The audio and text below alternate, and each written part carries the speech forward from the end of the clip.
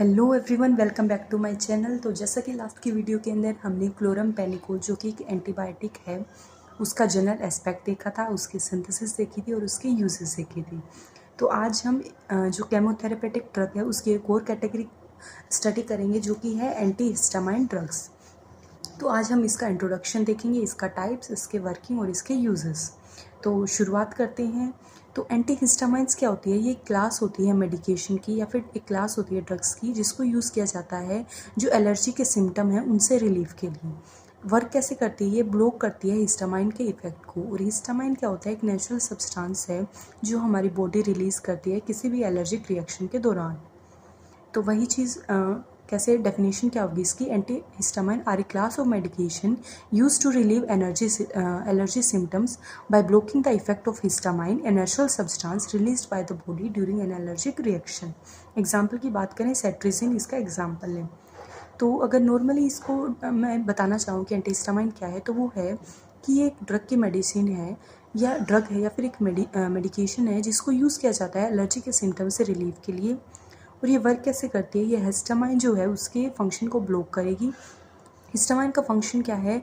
ये एक natural substance है जो बॉडी रिलीज़ करते हैं किसी भी एलर्जिक रिएक्शन के दौरान। इसका फंक्शन क्या है कि ये ईचिंग, स्नीचिंग, रनी नोज इस टाइप की चीज़ें करवाता है।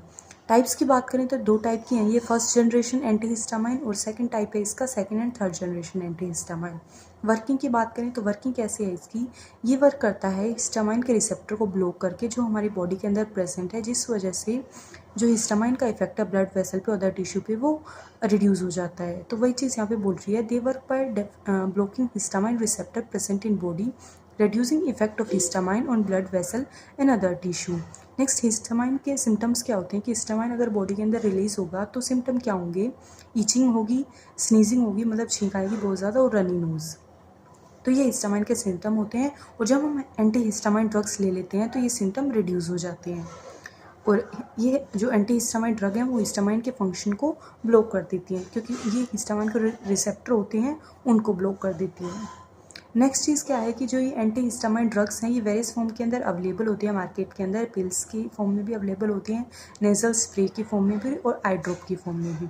और ये ओवर द काउंटर मेडिकेशन होती हैं या फिर ओटीसी मेडिकेशन होती हैं। क्या मतलब इसका कि ये इनको परचेज़ करने के लिए किसी भी प्रेस्क्रिप्शन की ज़रूरत नहीं होती है। फिर नेक्स्ट चीज़ यूजेस क्या आ जाते हैं एंटी हिस्टामाइन ड्रग की? फर्स्ट है एलर्जी सिम्टम, कि जो भी एलर्जी सिम्टम है उनसे रिलीफ के लिए हम एंटी हिस्टामाइन ड्रग को इंटेक करते हैं। सेकंड, मोशन सिकनेस के लिए हम एंटी हिस्टामाइन ड्रग को इंटेक करते हैं। थर्ड, कोल्ड और फ्लू, सर्दी जुकाम की जो सिम्टम है उनके लिए हम एंटी हिस्टामाइन ड्रग को इंटेक करते हैं। तो आज की वीडियो के अंदर हमने इसका इंट्रोडक्शन देखा कि एंटी हिस्टामाइन ड्रग्स होती क्या हैं। तो ये क्या होती है? एक मेडिकेशन होती है जिनको एलर्जी सिम्टम से रिलीफ के लिए यूज़ किया जाता है। ये हिस्टामाइन के रिसेप्टर को ब्लॉक करते हैं और हिस्टामाइन का जो फंक्शन है उसको ब्लॉक करती हैं। एलर्जिक रिएक्शन के दौरान हिस्टामाइन रिलीज होता है, उसको ब्लॉक कर देगी। एग्जाम्पल की बात करें, सेट्रिजिन दो टाइप की होती है, first generation and second and third generation.